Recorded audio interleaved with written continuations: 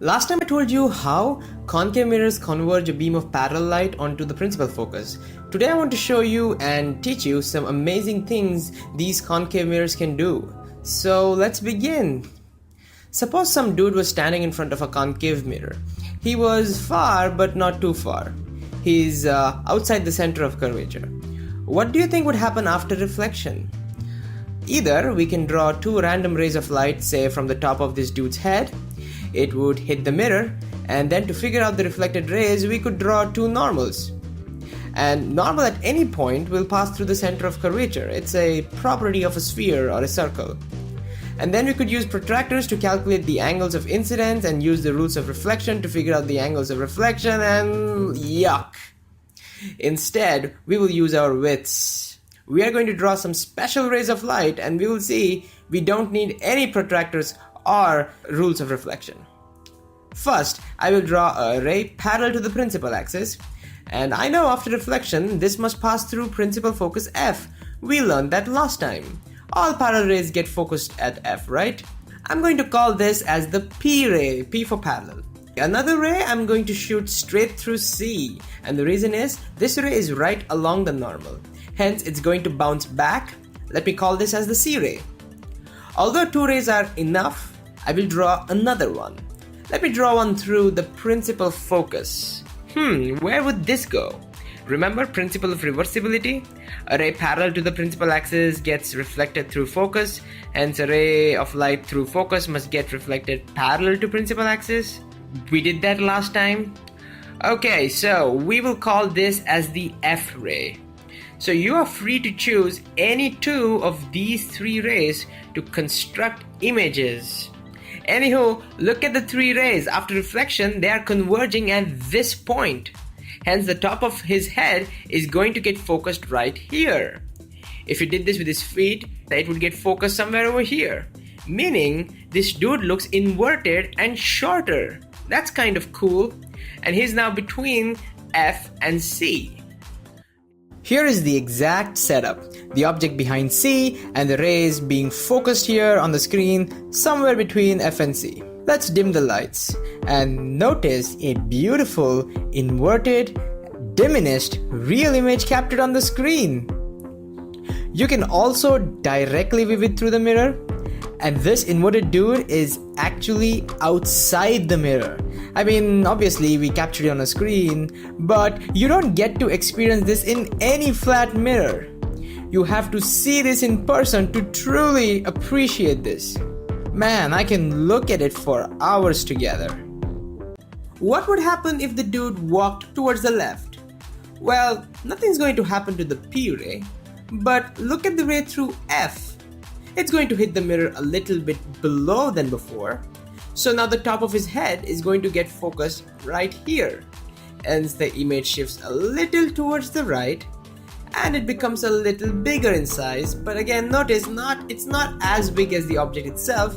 It remains diminished, but it would still be real, inverted, and we can capture it on the screen. So we find as long as the dude is outside C, the image lies between F and C, it's smaller in size, and it's real and inverted. You can capture it on a screen. Okay, let's now bring this dude all the way to C. Where do you think the image would be?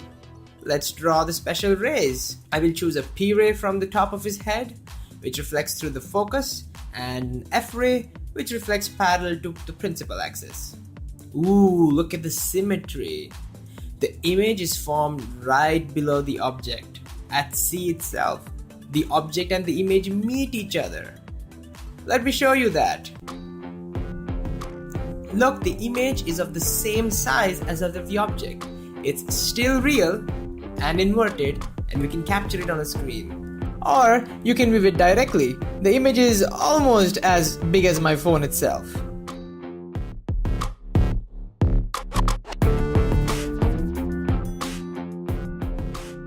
What would happen if he continued walking leftwards and he was between C and F? The image will now shift a little towards the right, outside the center of curvature, beyond C. And now it's going to become enlarged, it's going to get magnified.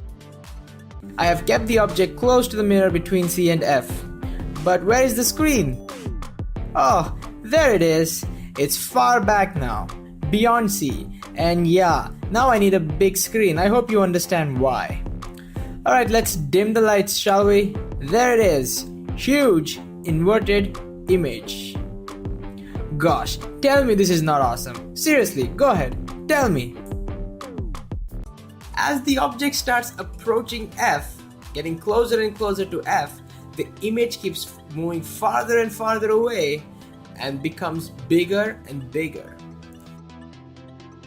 So, what do you think happens if the object reaches the principal focus? This is a critical case. Alright, let's look at the ray diagram. You notice that the reflected rays are no longer converging, but absolutely parallel to each other. No surprise, because we saw that last time. So where is the image? There is no image at all. Regardless of how far back you put your screen, you won't see anything. The image doesn't get focused at all. So as the object is approaching F, the image approaches infinity. So at F, there is just no image. What happens if this guy stepped inside the focus? Let's draw this. I will use a P ray and a C ray to draw this. Notice the reflected rays are now diverging. So clearly, again, no real image. You cannot capture any image on the screen, regardless of where you keep it. However, your eyes can see it. If you look from here, your brain is going to tell you that these rays are originating from a point over here. So the image is now going to be inside the mirror. Look, it's erect and it's very big in size. Ergo, you get a magnified virtual image. It's called virtual because these rays are not really emanating from this point. It just feels like that, and you cannot capture this on a screen. And that's why the word name virtual. Here it is. I have kept the object a little inside F.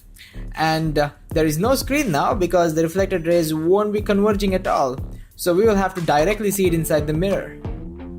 Whoa, look at the image, it's humongous. That's probably because the object is too close to F. Let me bring the mirror a little closer.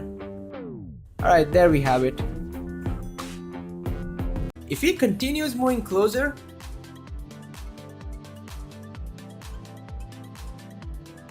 notice that A, the image also moves closer, and B, the height of the image starts decreasing and it gets smaller, but it still remains magnified.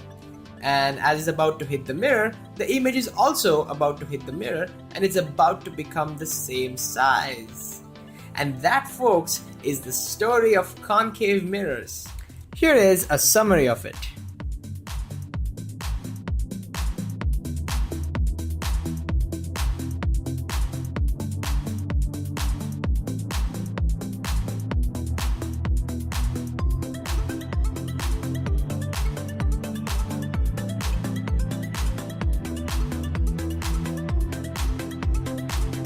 So here I am using a bottle as an object and I'm going to keep moving it, and you can see all the stuff, all the cases that we discussed here one by one.